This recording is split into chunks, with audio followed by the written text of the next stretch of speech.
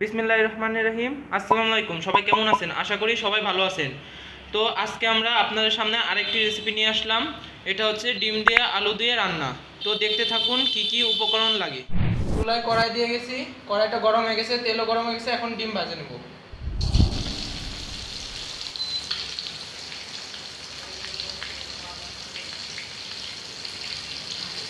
ডিম ভাজাটা হয়ে গেছে, এখন একই কড়াইতে পেঁয়াজ ভেজে নেব।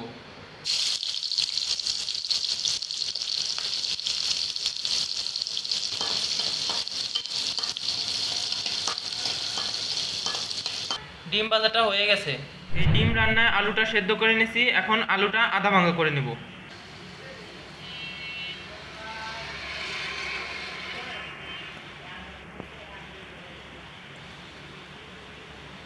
আলুটা আমরা এভাবে আধা ভাঙা করে নিছি, এভাবে আমাদের দাদু রান্না করতো। পেঁয়াজ ভাজাটা হয়ে গেছে, এখন পানি দিয়ে দেবো।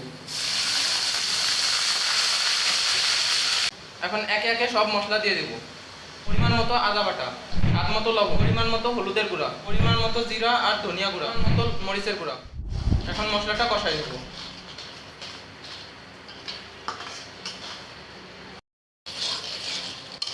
এই রান্নাটায় ঝালের পরিমাণ একটু কম দিতে হবে। আমাদের মশলা কষানো হয়ে গেছে, এখন এর ভিতরে আলু দিয়ে দিব। আলুটা পানি দিয়ে একটু গুলায় নিছি, এখন কড়াইতে ঢেলে দিব। আলুটা দিয়ে দিব।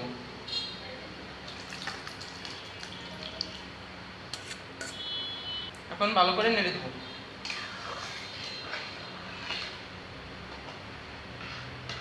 আমরা গরম মশলাটা আগেই দিয়ে দিছি, গরম মশলাটা দেখাইতে মনে ছিল না।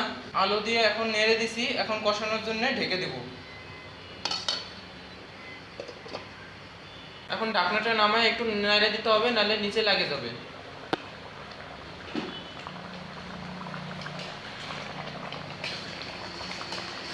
এভাবে একটু নেড়ে না দিলে নিচে লেগে যেতে পারে। এইভাবে আস্তে আস্তে নাড়া দিতে হবে, আর ঢেকে দেব না। এভাবে আস্তে আস্তে নাড়া দিতে দিতে কষাই নিব আলুটা। আলুটা কষানো হয়ে গেছে, এখন পরিমাণ মতো পানি দিয়ে ডিমটা দিয়ে দেব।